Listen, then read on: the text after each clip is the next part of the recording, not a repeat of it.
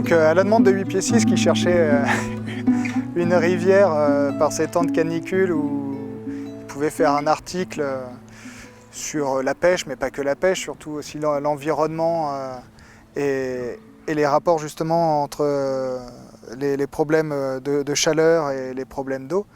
J'ai répondu présent, voilà. Donc je m'appelle Grégoire Ribert. Je suis guide de pêche depuis 2005 sur la Dordogne. Je suis président des guides de pêche de la Corrèze et aussi président de la PPMA d'Argentat. Là on est fin août, on est au 25 août, après un été caniculaire. La Dordogne est relativement basse, elle est à 13 mètres cubes.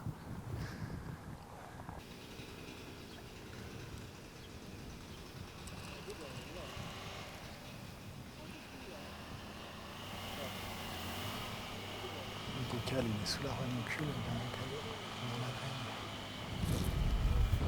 Voilà. Ah, c'est pas un ombre, je pense. Ah si. Voilà. C'est pas très gros. Un bel ombre de la Dordogne. En plein après-midi, à 16 h, avec un bon 35 degrés en extérieur. C'est vraiment le gros avantage. Tous les pêcheurs se cantonnent au coup du soir, arrivé l'été, et en fait il n'y a personne, on ne croise personne au bord de l'eau.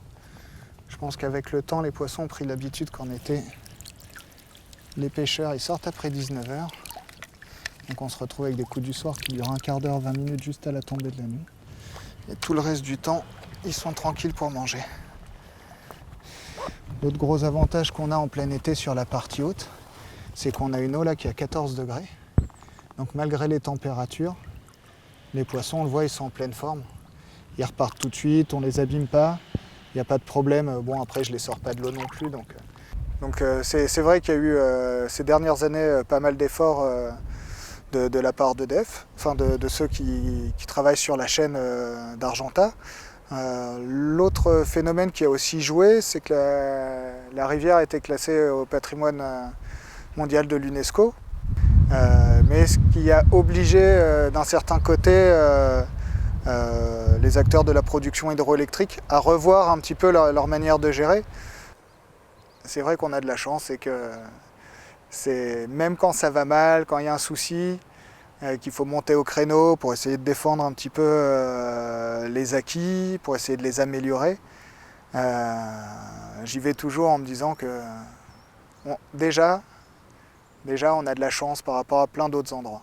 Alors bon, le but, ça reste quand même qu'on continue à avoir de la chance, parce que si on arrête de se battre, si on arrête de réclamer, de vouloir améliorer les choses, on finira comme ailleurs. Et j'espère qu'à l'avenir, mes enfants qui sont pêcheurs pourront prendre le même plaisir que moi au bord de l'eau, et puis que ça va rester ainsi.